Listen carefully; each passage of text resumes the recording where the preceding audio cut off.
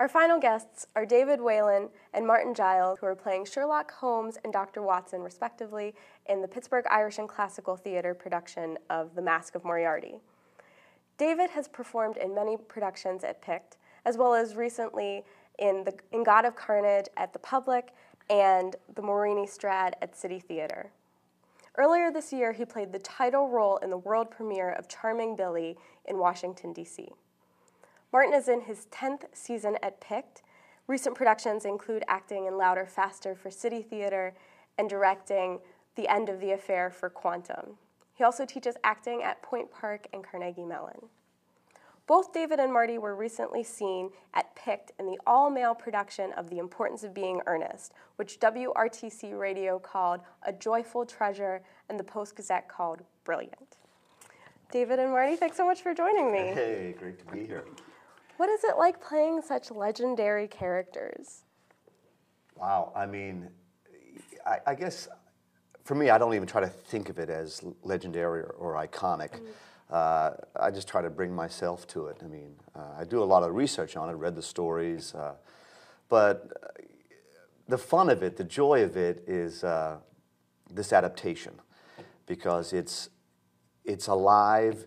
There's a spoof to the characters, but Marty and I, we really have to ground it because we are bombarded with outrageous characters, hunchbacks, dwarves, mad scientists. Right. So it's fun. Fins fatale. Yes. Yes. Yeah.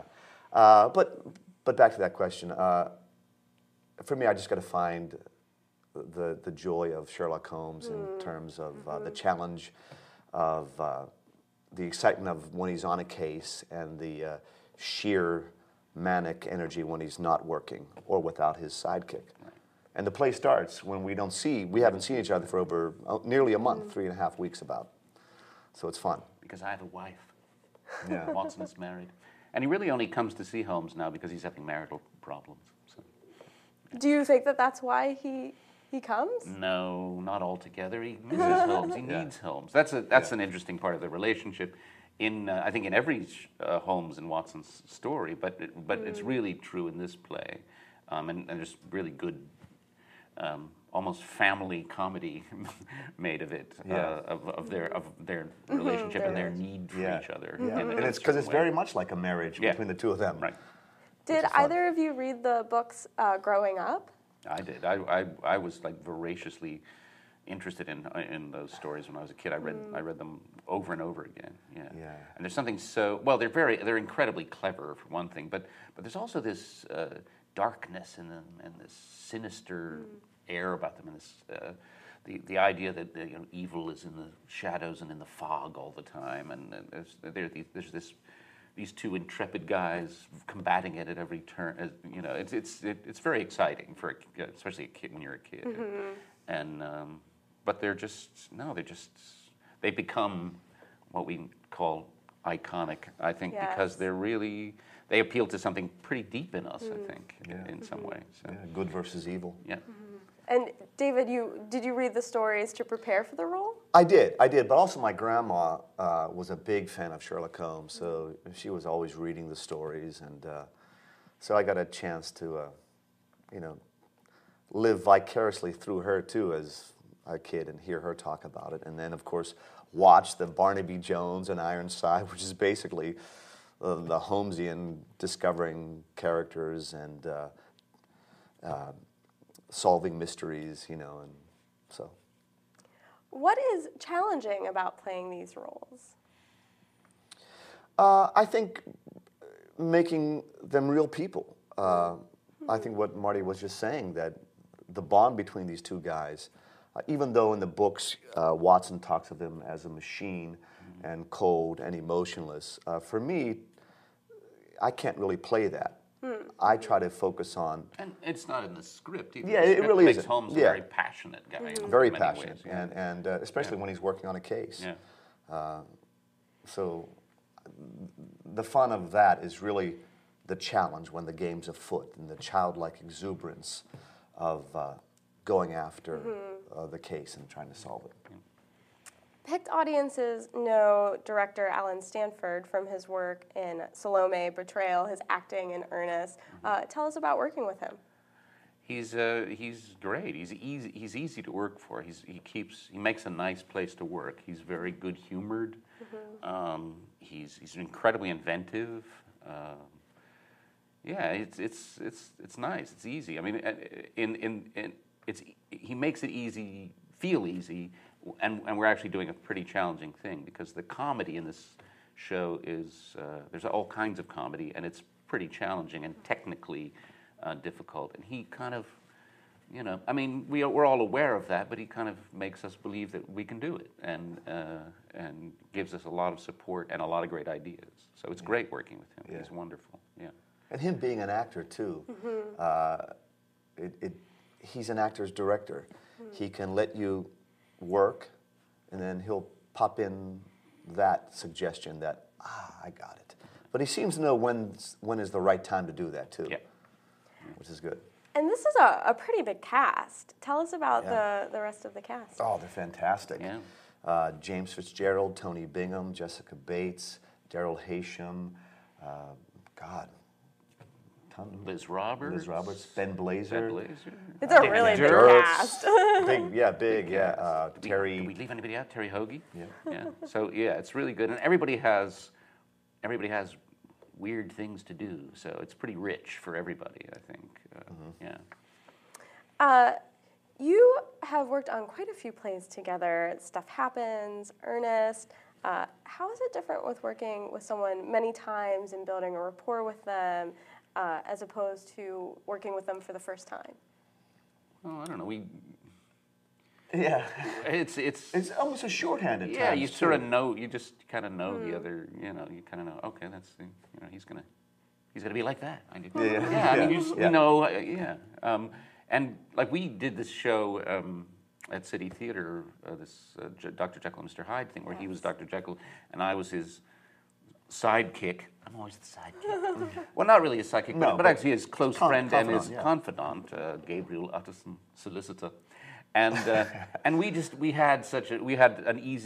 had an easy rapport. And I think that's kind of where we got we thought, it would be really fun to be. Yeah, because we were like, Holmes and Watson. I said, I have the play. And then I brought the play to Andrew Paul. Yeah. And then and he goes, oh my God, Alan Stanford did the original Dr. Watson. And so that's how it all came together. And he's always reminding me of that too. Totally. Marty, when I did it, I was taller, and because he is, but but we have. I mean, I think we just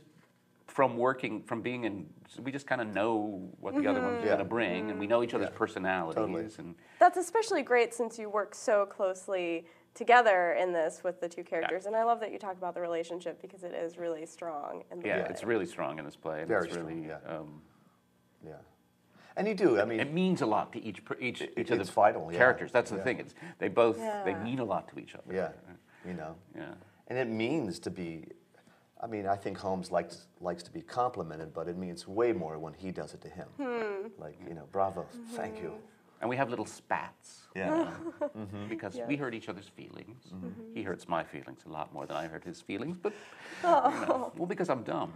So you're a doctor. Yeah, but I'm a doctor. Yeah. I'm a man of science. You are both really well known in Pittsburgh for playing a wide range of roles. How are these characters different from what you've done before? Well, I think playing Holmes, it's his ability to be in the moment and then 5 steps ahead of everybody else, knowing that it's almost like a blessing and a curse to the guy, I think, to be able to live and see every aspect of minutia on any moment, on any physical, sensual, and yet be ahead of everybody else. So that's challenging in itself. So. Do you find yourself being more aware? Very aware. I mean, one of the key lines is, where others merely see, I observe. And I think that's a great insight for me to find into the character, that, Marty, how is Dr. Watson different? Well, what's different, I think, is that this play is that the challenges of this play. It's written in it's a very stylish kind of piece, and so there are the challenges of being this guy who speaks this way and who lives in this world, and that's not like any other world, any other theatrical world.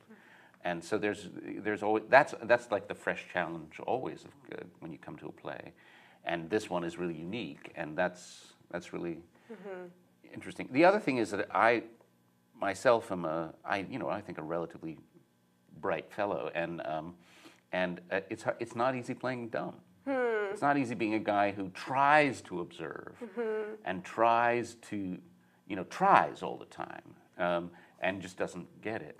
Who's always behind. He's always a little bit behind, and he's always. So you have to be careful with that, and you have to be real with it. You can't. In spite of the fact that it's a wacky comedy, I can't comment. I have to be. I have to believe it, and so that's a big challenge. Yeah. So you guys open in previews on Thursday. Tell me what the next couple of days will be like. Getting it all into a seamless place where it just flows, not only set-wise, but acting-wise. Because we talk about it. It's elusive. It's comedy, but there's also a murder, and there's a mystery. There's a real definite plot and a definite story to tell. Yeah. And there's a heart to the character. There's hearts to the character, to every character, and there's a darkness to it. And it's, I think I referred to it another way as it's like a roller coaster. Okay, you're going to ride the Thunderbolt. You're going to get scared. You're going to catch your breath. You're going to have a moment of, ching, ching, ching, ching. But you're going to go down that hill and you're going to yell and scream. I think you're going to be thrilled. I think the audiences are going to have a great time with it because it's funny and it's thrilling, and there are moments when I watch it that are a little scary in all the great ways. So that's what we hope to make it. Yeah, seamless, I think. And it'll be nice. It's always nice to have the previews, because especially when you're doing something that's a comedy, that to hear the audience response and to make adjustments according to that, to some of that, and so that's a big part of the next couple of days before. It sounds like audiences will really get into it and be sucked in. They should. Yeah. It's a good story. That's one thing. It has the same.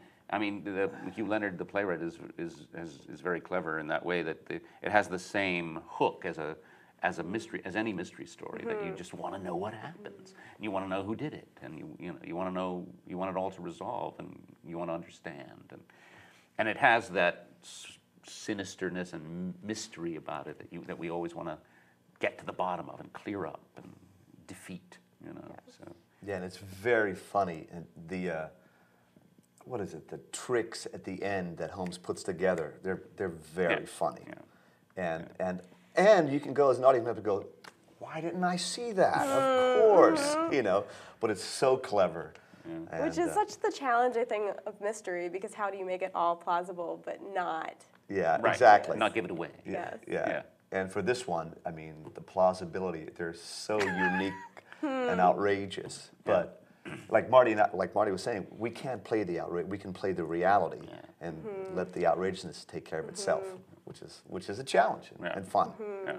And that's what we are in spite of our sort of wacky relationship, our our little marriage. We're really the same center of things. We're just and there's all these crazy people and things going on around us, in these very strange places too. Some of them. So, yeah. Well, wonderful. Thank you so much for joining us. Thanks for having us. Best of luck. I can't wait. It sounds like so much fun. It's going to be fun. Yeah. Pittsburgh Irish and Classical Theater presents The Mask of Moriarty, running December 1st through 17th. For tickets, call 412-561-6000 or visit them online at PICTtheater.org. Thanks so much for joining us. Thank you.